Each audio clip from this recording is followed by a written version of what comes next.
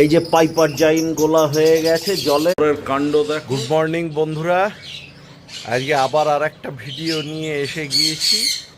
আজকে আমরা কদিন ধরে দেখতে পাচ্ছি বেশ একটা বৃষ্টি বৃষ্টি চলছে, আবহাওয়া অপেক্ষাকৃত ঠান্ডা, এবং এইটা কিন্তু আমাদের পছন্দের পাখিদের কৃমির কোর্স করবার জন্য একদম পারফেক্ট সময়। আমি ইতিমধ্যে ভাইমিরাল না, এবার আমি রিকোভিড দিয়েছি। ভিটামিনের কোর্স হিসাবে রিকোভিড দিয়েছি, লিভারের কোর্স হিসেবে লিভ 52 করেছি, এবং আজকে আমি একটু ওল্ড স্কুলে চলি আর কি। তো একটা পাখির বই আছে আমার কাছে, নামটা এই মুহূর্তে মনে পড়ছে না। ওখানে দেখেছি যে ওই 5 ml করে পাইপার জাইন ইউজ করতে, লিটার প্রতি 5 ml। তো সেই হিসাবে আমি লিটার প্রতি 5 ml আজকে ইউজ করব, আবার 13 দিন বাদ দিয়ে 14 দিনের দিন দেবো। তো চলো কাজটা শুরু করি। তবে যেসব পাখির ছানা রয়েছে তাদের আমি পাইপার জাইন দেব না, কারণ পাইপার জাইন একটু তো বিষক্রিয়া থাকে কিছুটা, ছানাগুলোর ক্ষতি হয়ে যাবে। তো চলো শুরু করি। বন্ধুরা, লিভার হলো শরীরের ল্যাবরেটরি। আমরা শরীরে যা কিছু গ্রহণ করি তা গিয়ে বিনষ্ট হয় লিভারে এবং বেরোয় কিডনি দিয়ে। এই কারণে দেখো, এর আগে আমি দুদিন এই যে লিভ 52 দিয়েছি ওদের, এটা দুদিন আগেকার ক্লিপিংস দেখাচ্ছি তোমাদের। পানীয় জলে লিভ 52 দিয়েছি, এবং তারও আগে 3 দিন আমি রিকোভিড জলে দিয়ে খাইয়েছি, যাতে লিভারটা একটু স্ট্রং থাকে এবং পাইপার জাইনের যা সাইড এফেক্ট তা দ্রুত বিনষ্ট হয়।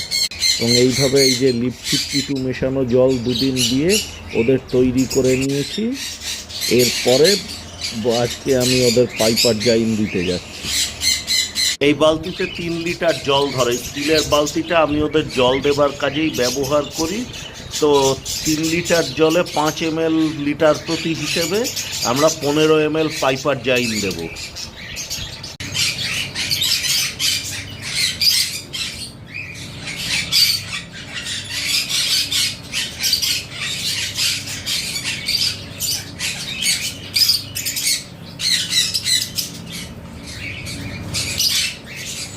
এই দশ উপর থেকে আপনারা হয়তো দেখতে পাচ্ছেন না, ঘেঁকো গুটি গুটি নামছে, কিন্তু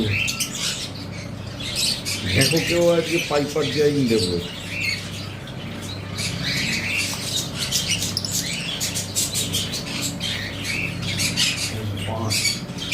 15 ml পাইপার জাইন দিয়ে দিলাম। এটা কোনো ব্র্যান্ডের প্রমোশন নয়, আরও অনেক রকম ওষুধ আছে, যে যেটা সেফ মনে করেন ইউজ করবেন।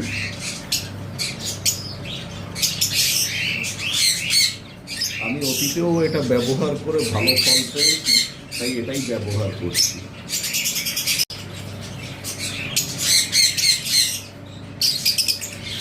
ঘেঁকো আবার বেয়ে বেয়ে ওপরে উঠে গেল। আসলে ওর টিনেজ হচ্ছে, তো ঘেঁকোর প্রায় 1 বছর হতে চললো। তো ন্যাচারালি অ্যাডালোসেন্সের কাছাকাছি এসে গেছে, হরমোনাল পিক আপ হচ্ছে, যে কারণে ওর আচরণ একটু পাল্টে গেছে। আগের মতো যেমন আমাদের ঘরের টিনেজার ছেলে মেয়েরা কী করে, একটু কথা শুনবো না, কেন শুনবো, এরকম একটা ভাব। তো ঘেঁকোরও সেরকম একটা ব্যাপার হয়েছে। এটা নিয়ে রাগারাগি করলে চলবে না, ধৈর্য ধরে ঠান্ডা মাথায় ব্যাপারটাকে ট্যাকল করতে হবে। এই যে পাইপার জাইন গোলা হয়ে গেছে জলে, এবং দেখতেই পাচ্ছ আমি কিন্তু জলের পাত্র গত রাতে সরিয়ে নিয়েছিলাম। আজকে আমি ওদের জলের পাত্রে এখন পাইপার জাইন ভরে ভরে দেব।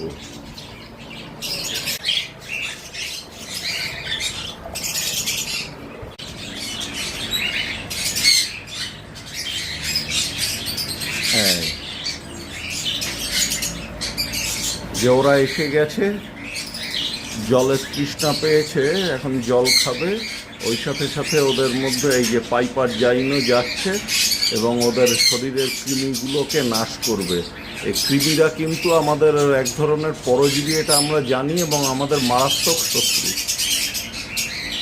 এরা সরাসরি পাখিকে না মারলেও পুষ্টিরস শোষণ করে পাখিকে দুর্বল করে দেয়। এমনকি আমাদের মানুষদেরও নিয়মিত কৃমির ওষুধ খাওয়া উচিত, মানে ডাক্তারবাবুরা অন্তত সেরকমই বলেন। এই যে দেখো প্রত্যেক খাঁচায় খাঁচায় আমি পাইপার জাইন দিয়ে রেখেছি, খালি যেসব খাঁচায় ছানা রয়েছে বা ডিম রয়েছে এরকম খাঁচায় দিইনি। পরের কাণ্ড দেখো, ভিটামিন বি কমপ্লেক্সের বোতলের থেকে বেটা ওই সিলের গোড়ায় যে রিংটা থাকে ওটাকে নিয়ে চিবসছে। এই ঘ্যাঁকো, ওটা ওই যে ধরতে গেলে আবার খ্যাঁক খ্যাঁক করে তেড়ে আসছে। হ্যাঁ, আমার খেলনা নিয়ে নেওয়া ইয়ার কি? আচ্ছা আচ্ছা, আদর করে দিই তোমার। যাক বাবা, ওটা পড়েছ মেটালের কুচি, তোর ক্রপে গেলে বুঝতে পারতিস মজাটা। ওই আবার যাচ্ছে বোতলের শিশিটা নিতে। আসলে এই পলিবিয়নের একটা খুব মিষ্টি মিষ্টি স্বাদ আছে, ও খুব পছন্দ করে ওটাকে। অনেকে নিম, কালমেঘ ইত্যাদি দিয়ে পাখিদের ন্যাচারালি কৃমির কোর্স করান, কিন্তু আমার তো সে সুবিধাটা নেই। নিম গাছটা মানে বেশ একটু মুশকিল জোগাড় করা, নিম পাতা টাতা, তো বাধ্য হয়ে আমি এইভাবে কৃমির কোর্স করছি। তোমরা কিভাবে কৃমির কোর্স করাও জানাতে ভুলো না এখানে কমেন্ট সেকশানে। আজকের ভিডিও তাহলে এই পর্যন্ত, আবার দেখা হচ্ছে পরের কোনো ভিডিওতে। জুড়ে রাখো, সাথে থাকো। তরতাজা আট ভাজা।